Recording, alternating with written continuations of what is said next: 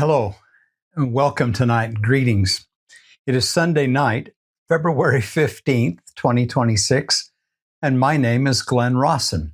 Welcome to our devotional and our time with stories. I'm grateful that so many of you are here week after week. I am honored by your presence. We've been doing this now, for a long time. And been a lot of firesides that have gone around. And I ran into someone just a day or two ago that had watched every single broadcast since we started at the beginning of COVID. So that's a lot. And I'm grateful for those of you that are still here. Okay, guys, let me just make this announcement to you. You can take it for what it's worth. I just had a conversation a day or two ago with my friends at Fun for Less Tours. And the America 250, or the American Heritage Tour, coming in celebration of America 250, that's coming off this coming September. That's the tour where we will fly into Boston and we will visit all of these significant historical places: Boston, Philadelphia, Washington, D.C., all the way down to Richmond and Jamestown. That tour still has some openings. That's this coming late September 2026. You know, if there's one thing I have seen with recent events, it's a polarization. There are those who seem to have no regard for the founding principles that made America a great nation.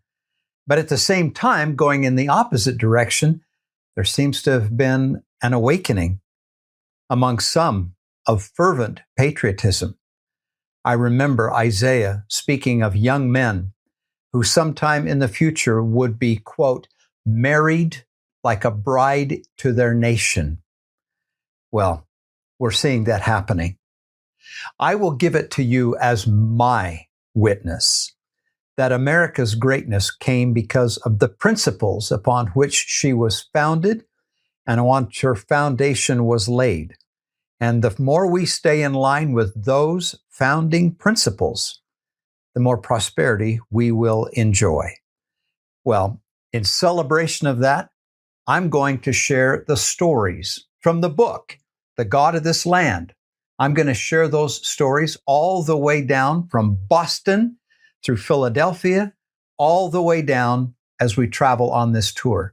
It will be a patriotic feast. If you can come, and I recognize many of you can't, but if you can come, you are invited. It'll be a luxury bus tour. We'll fly out there, we'll bus down. It will be a wonderful, wonderful 2 weeks. If you'd like to go, it's through Fun for Less Tours, funforlesstours.com, or just give them a call, 801-619-1022, and tell them that Glenn sent you. The other tour, the only other tour that I still have open for 2026, is my second British Isles tour in September. That one will go through England, Ireland, Scotland, and Wales, and we will talk about those wonderful countries, the culture, the history. We will have an immersive experience in the old world, in the country of many of us, the country of our founding. So that tour, the British Isles tour, will be happening in September. So if you're interested in either one of those tours, call Fun for Less, 801-619-1022. I really don't like doing commercials, but this is the only way that I can get the word out to everybody of these tours. And I strongly, strongly believe that they are edifying, worthwhile, and worth the money. So there you go. Okay. I've been grateful for those of you who have taken the time, the Ashby family and others, to send me your personal stories. I'm still working on those. But guys, let me encourage you.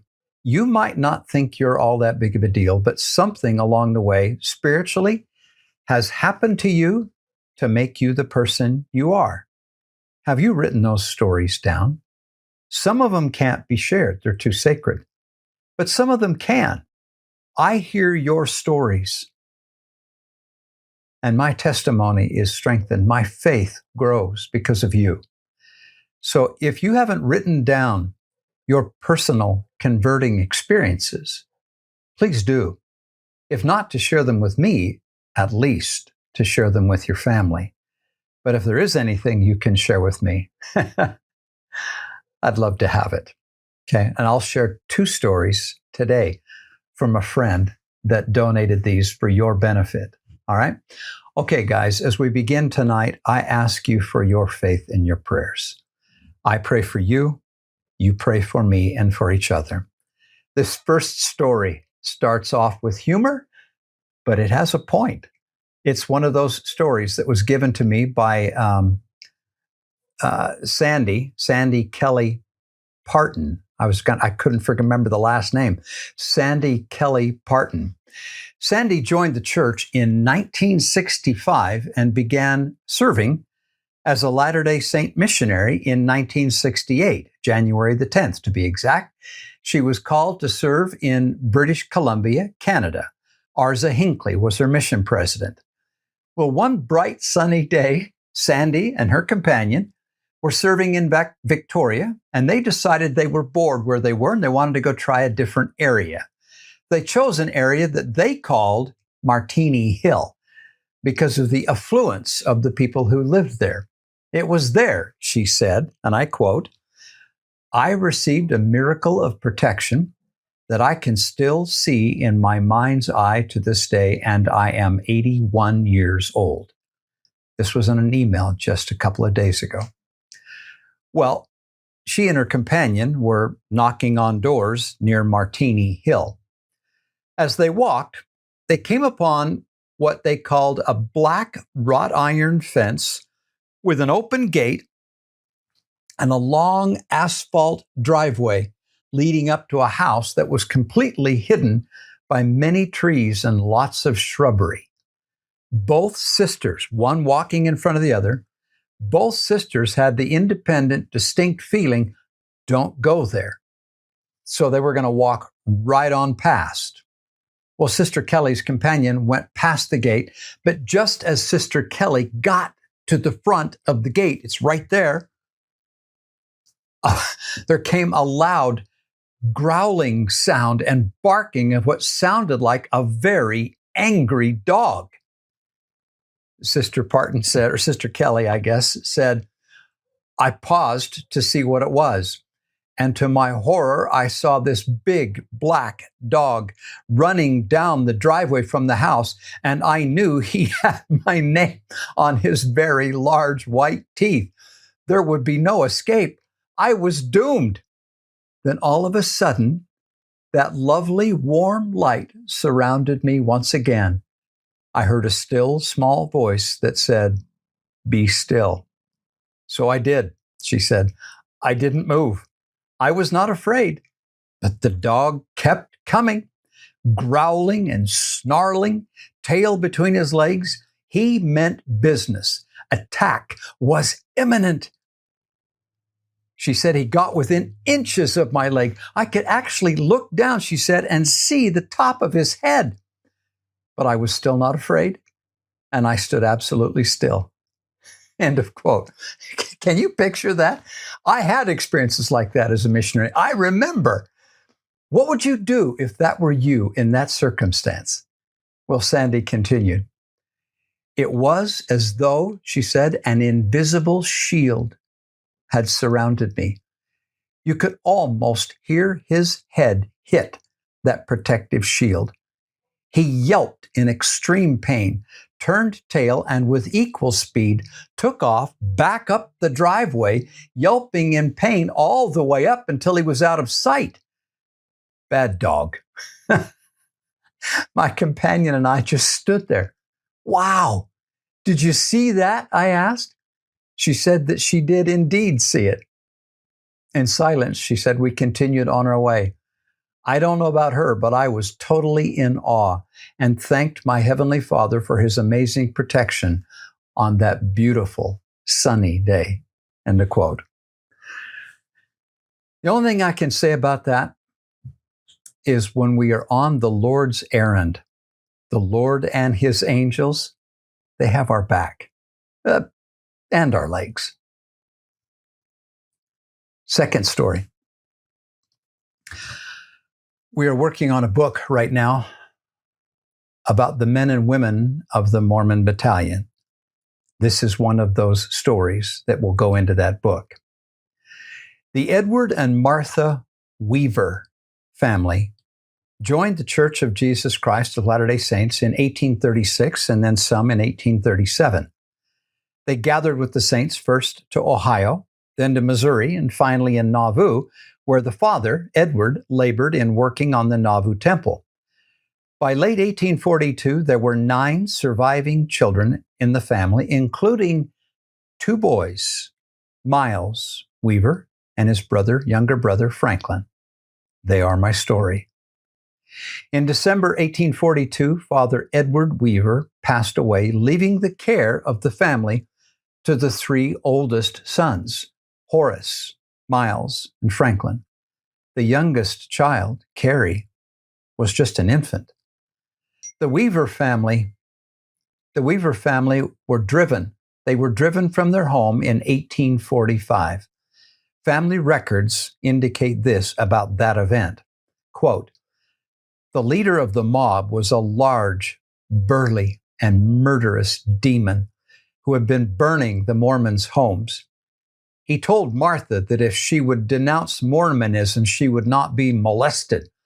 Her strength and her faith in our gospel was very significant, and she faced this wicked man with defiance and dignity. Quote, 'You may burn it and be damned,' she told him. His answer to that was, 'I'll give you 20 minutes to get out.' With the help of her children, she gathered up the most necessary and needed articles, threw them into a wagon, no time for packing. She had 1 ox, 1 cow. The boys yoked them together to the wagon, and they drove away." End of quote. Well, by June 1846 now, the Weaver family was among the main body of the saints gathered on the Missouri River at winter quarters. That's when the call came in June of 46 for men to join the Mormon Battalion, enlist in the United States Army. Well, when President Brigham Young sanctioned that summons to the military, Miles and Franklin both felt the urgent need to volunteer. How urgent? Well, they were among the first 25 men to enlist. Franklin was just barely. In fact, he might not have actually even been 18 years old, just short of it. And Miles was 2 years older. Again, once the boys had enlisted, the record says their mother, Martha, threw her arms around Franklin and made him promise to look after Miles and bring him back to her. Why that request? Because Miles was frail and ill of health. But nonetheless, out of faith, he enlisted with his brother to represent the Weaver family and fulfill the call of a prophet, what they considered a sacred duty. The 2 boys marched off with the Mormon Battalion, leaving the oldest brother, Horace, to watch after the family. By December 1846, the Mormon Battalion was in southeast Arizona. And some of you know that story. That's where, as they were marching along one day, they were attacked by a herd of wild cattle. The bulls stampeded through the camp, goring men and mules and overturning wagons, absolute chaos. The family records indicate that one bull singled out Miles and charged him, but was stopped just short of hitting Miles by a well-placed bullet from Franklin's rifle. The bull dropped at his feet. He had saved his brother. By January 1847, the Mormon battalion made that arduous trek across the imperial desert of California. The record says, quote, after weeks of marching, Miles came down with a high fever.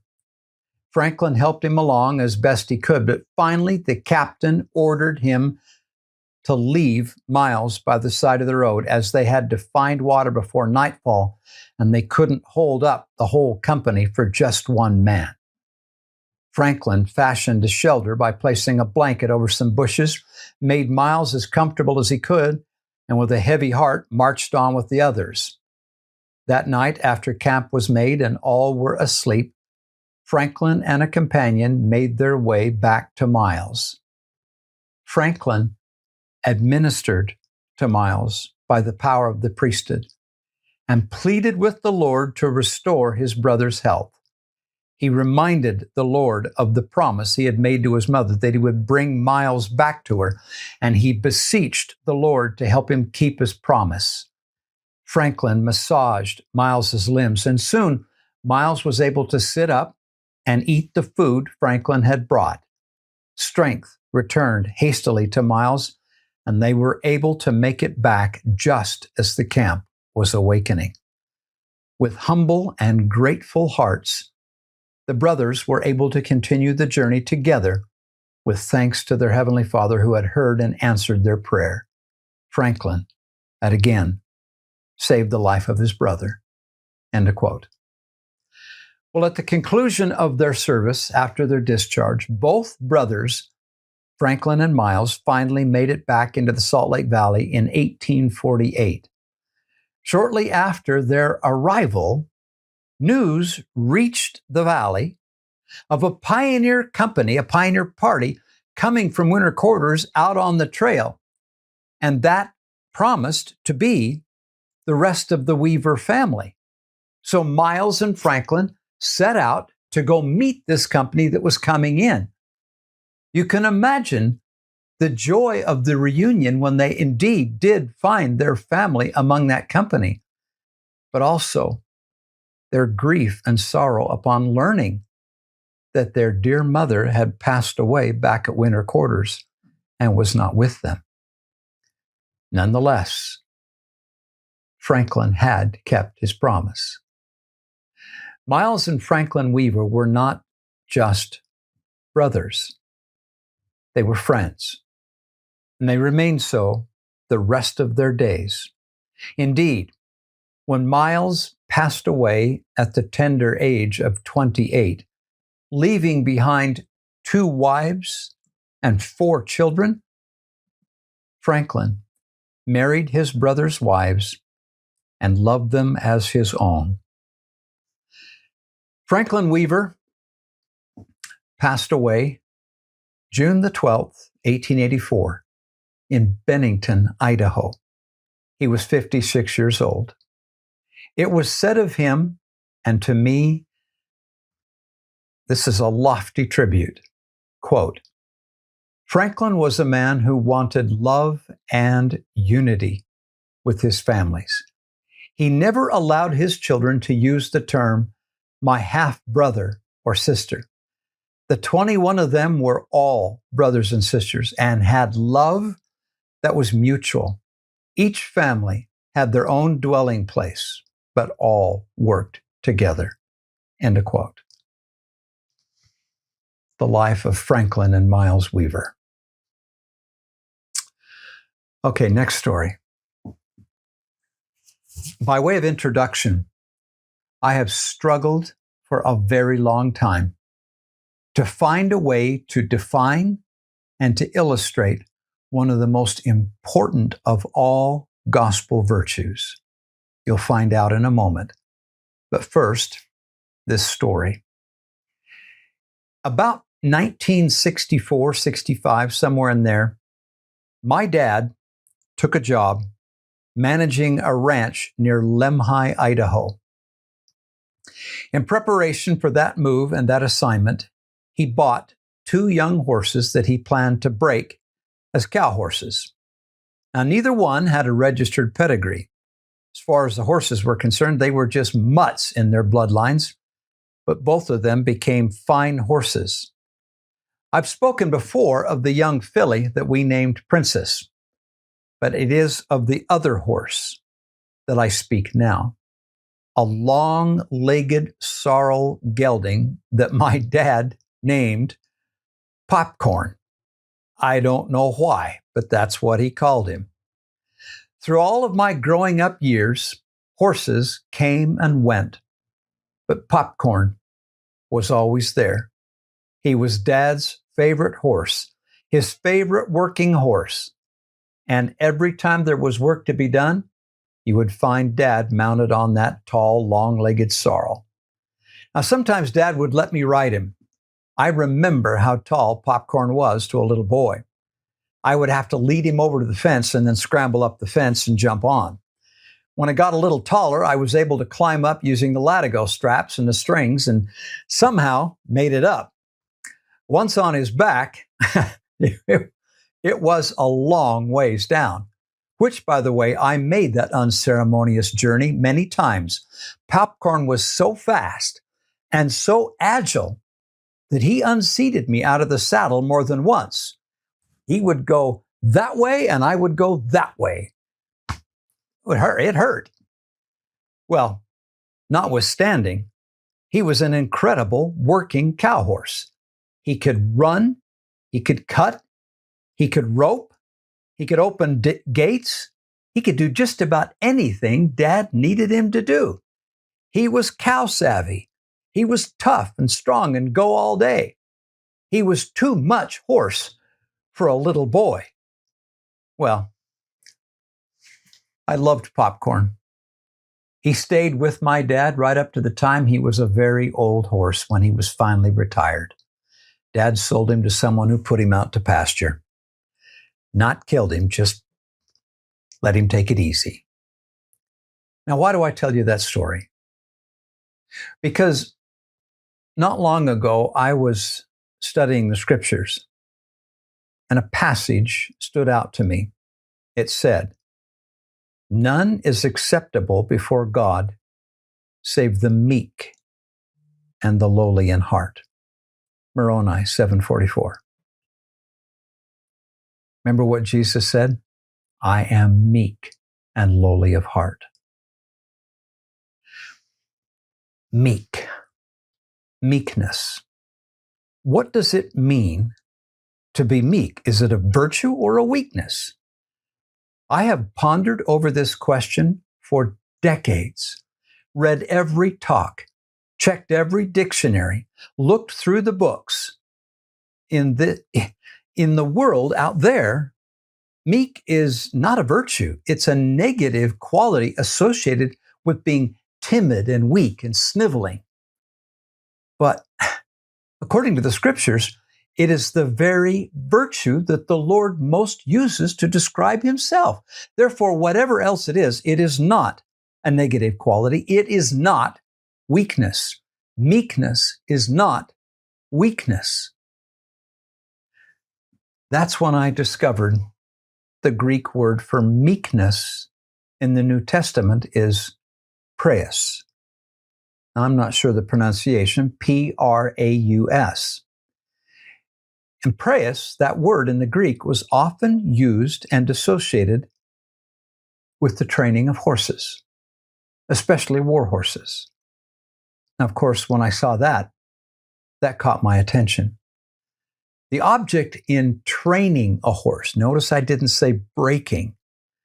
The object in training a horse was never to break him, destroy his power, subject him, but rather it was to control and utilize the horse's power. A meek horse was an animal of incredible strength, courage, and power under control. Popcorn was the essence of meek. He was strong, powerful, fast, smart, well-trained, and gave all of that to my dad. Together, they were a great working team. Now you see the point. I may have the intellectual ability, I may have the charisma and the personality to dominate everyone around me and every situation. I may be able to outshout, outspend, outplay, outpower anybody. But that's not meekness. That's not what the Lord wants. The Lord doesn't expect me to surrender my power to become weak and sniveling and lowly. No. When I willingly take all the power I have, intellectually, spiritually, emotionally, physically, and give it to the Lord in consecration, then I am meek. When I voluntarily yoke myself to Him, He brings my power under control and increases it. He teaches me temperance with other people. As I abide my covenants, I consciously control my power for Him. I rule my body, my mind, my heart. I take control and give myself to Him. And thus, I am brought back where I started. Meek is not weak. It is strength under control. Let's take a break. How are you? How was your Valentine's Day? I hope it was wonderful. I hope it was memorable. I hope it was filled with love. And for those of you that are alone, you're not. You're not. With faith in the Lord Jesus Christ, you are never alone and unloved. I wanted to make mention of this as well. Coming up this spring, not in February, a little bit later, we have a tour called The Spirit of the Saints. It's the Pioneer Temples and Tabernacles of Utah. This tour will go to 4 temples: Logan, Manti, St. George, and Provo. We'll see a bunch of tabernacles along the way. This tour is all about, 1, attending and worshiping in the temple. Yes, we get to travel together, and as we do so, and we have that camaraderie and fellowship as we go from place to place on a bus. But the other thing that's special about it is we will learn about temple worship.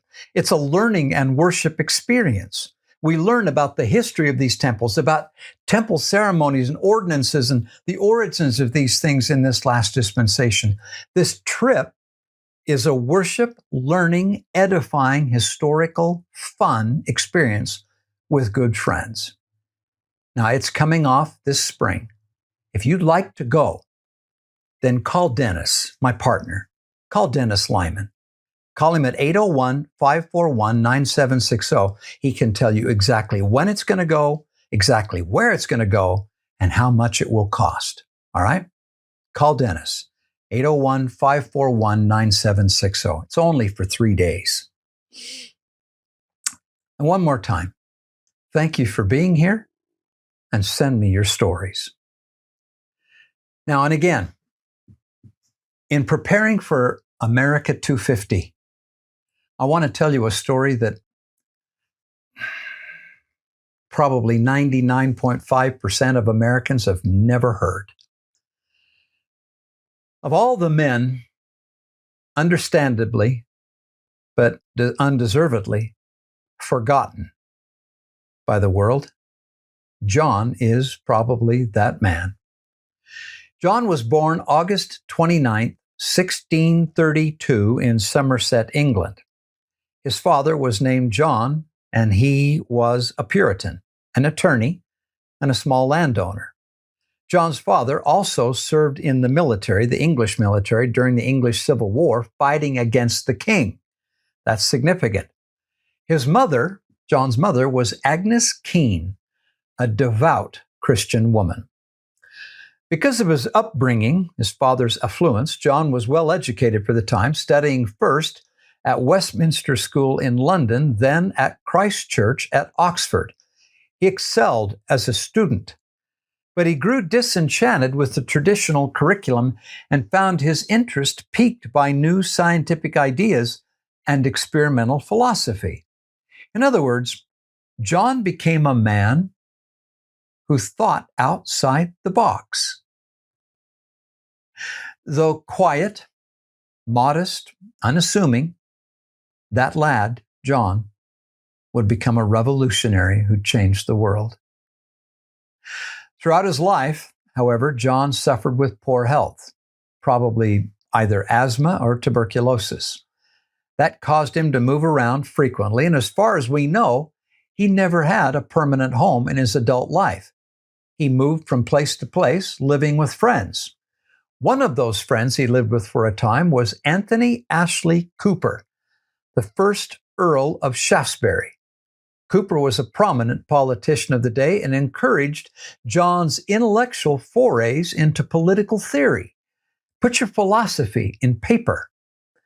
It is said at one point that Cooper was dying of a liver ailment, and John, who had studied medicine in college, boldly undertook a dangerous procedure, virtually unknown at the time. He inserted a drainage tube into his friend, and risky as it was, no anesthetic, nothing, it saved Shaftesbury's life. Well, the two became fast friends. Because of his radical political ideas, however, against kings and monarchy, John was forced into exile in the Netherlands. He was driven out of England. He remained in the Netherlands for 5 years, writing down his revolutionary ideas.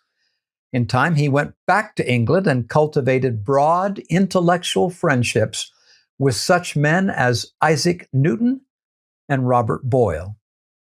Throughout his life, John was a modest Christian who came to believe also that governments must not control religion. They must not dictate conscience, that the church and the state must be separate, and thus ensuring that all men could choose how and what they would believe and how they would worship. That was a very unpopular idea at the time. John led a simple lifestyle, very minimalist, maybe even Spartan, preferring to dedicate himself to study, pondering, and writing. John's ideas would change the world forever. John never held public office, never amassed any wealth, never married, never had any children. He died October 28, 1704, at the age of 72, living in the home of a friend. He was buried in the churchyard at High Labour, Essex, England, and very few ever see his grave today. Who was this man?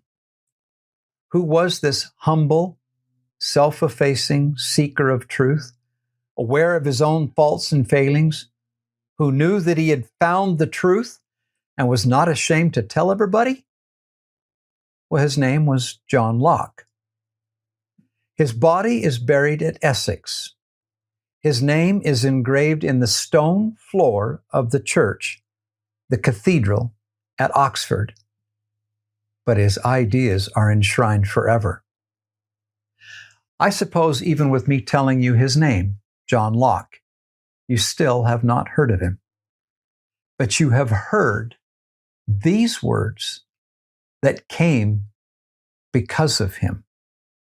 Quote, "We hold these truths to be self-evident, that all men are created equal, that they are endowed by their Creator with certain unalienable rights, that among these are life, liberty, and the pursuit of happiness, that to secure these rights, governments are instituted among men, deriving their just powers from the consent of the governed. And whenever any form of government becomes destructive of these ends, it is the right of the people to alter or abolish it. And there is more. The Declaration of Independence. Before those words of Jefferson and the Second Continental Congress, there was the principles and ideas of the forgotten philosopher John Locke. Thank the Lord for that inspired man. Second story from my friend Sandy Kelly Parton. Sandy was born in Fort Worth, Texas in May of 1944 to goodly parents who took her to church every Sunday. She grew up knowing that God was real, but felt at the time something was missing in the church of her upbringing. She described as she got older, and I quote, "I was caught up in the world of Babylon and was growing weary of the lifestyle. There were many times," she said, "I would fall into bed at night and exclaim, 'Oh God, there's got to be something better than this.'" End of quote. Well, the Lord hears prayers like that. There was something better. Not too long after that, she came home from work and her phone started ringing. It was 2:00 in the afternoon in November of 1964. On the other end of the line was a young man who introduced himself as a missionary for the Church of Jesus Christ of Latter-day Saints. He asked her if she knew anything about the church. And of course, Sandy said no. The missionary kept asking questions. Sandy said, quote, "As he talked, I was suddenly surrounded by this incredible warm light and heard myself answer all his questions. Much to my surprise, as well as his, it ended with an appointment at 4:00 that same afternoon. I found out later," Sandy continued, "that his companion was ill with the flu, and Elder Stewart, that was his name, had just opened up the white pages of the phone book and was making use of his time while his companion was sleeping." I love it. That's the way it should work. Well, out of that random moment of inspiration and the lessons that followed, Sandy was baptized January 30th, 1965. Now, she'd been working as a flight attendant, but she quit and moved to Salt Lake City and took a job at the church office building in Salt Lake. While there, she met many of the general authorities of the time, including President David O. McKay. In fact, Sandy was working there when President McKay passed away. Of President McKay, Sandy said, quote, "Having looked into his eyes on several occasions, I had a firm testimony that he was a prophet of God. For a few days," she said, "after his passing, there was a hush that fell over the whole building, and it was a tender, quiet time there in the office building." End of quote. Now, of course, everyone understood that with President McKay's passing, that President Joseph Fielding Smith would soon be the next prophet. Sandy said of President Smith, "We had seen him often," meaning President Smith, "shuffling through the building, obviously laden down with age and a weary body." End of quote. And now, the reason I tell you this very unique story. Sandy said, and I quote, "The following Monday," meaning after President McKay's passing, "many of us were waiting at the old elevator there in the hall when this man, this very old and slow-moving President Smith, came barreling through the front door, eyes ablaze with purpose, and waited at the elevator with us for just a couple of seconds when he exclaimed, 'No, too slow, too slow.' He then turned around and took off up the long staircase like he was a teenager. We had just," she said, "witnessed the effects that the mantle of a prophet has on the rejuvenation of the body.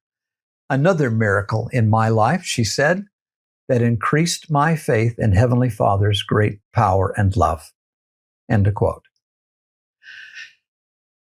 Now, my friends, section 84. I too have witnessed the renewing power of the Lord's priesthood and of His Holy Spirit, that power to renew the body of the Lord's anointed. In other words, yes, God can make you, by the power of His Spirit, smarter, stronger, and better looking than you can ever do by yourself. Last story. I talked earlier about meekness and how hard it's been for me to find a working definition of that word, something I can apply in my life. But before I ever set out to understand meekness, faith bothered me first. What is it? How do you define it? How do you increase it? How do you use it? How do you actually exercise faith? Well, here you go. By any standard, Father Abraham, was an amazing man. He had to have been. God called him, quote, my friend. History remembers him as the father of the faithful. For example, when God commanded Abraham to leave his native land, Abraham left, not knowing where he was going. Faith. That's faith. From a high place in the land of Canaan, the Lord said unto Abraham, lift up now thine eyes and look from the place where thou art, northward, southward, eastward, westward, for all the land which thou seest, to thee will I give it, and to thy seed forever. Yet Abraham lived out his days in a tent, never to see the day when his seed possessed all that land. He received the promises and saw the fulfillment afar off, never wavering. Faith in the promises. Again, Abraham was promised innumerable posterity. I will make thy seed as the dust of the earth, the Lord said. And yet, Sarah was barren. It didn't matter. Abraham trusted in the promises of the Almighty, even without losing patience when it took a lifetime to see the fulfillment. Faith. Faith is patience with God.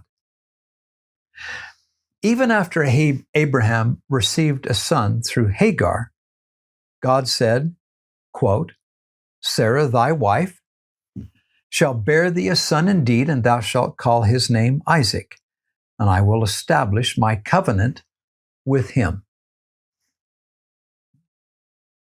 Now, how's that going to happen? Sarah was 90 years old, and yet Abraham believed and rejoiced.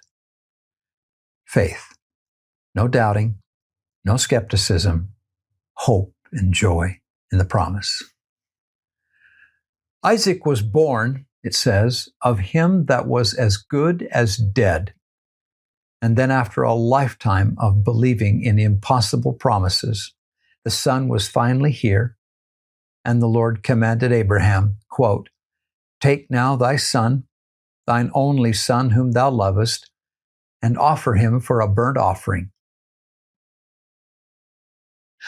Without doubt or hesitation, Abraham arose early the next morning and set out to find the mount where he would kill his long-awaited and beloved covenant son. 3 days later, Abraham bound Isaac, the son of promise, and laid him on the altar upon the wood, and took the knife to slay his son. Wait. God had promised Abraham children in number as the stars. He promised him that his children would be a gospel blessing to all men ever after. But all those promises resided in that son about to be killed.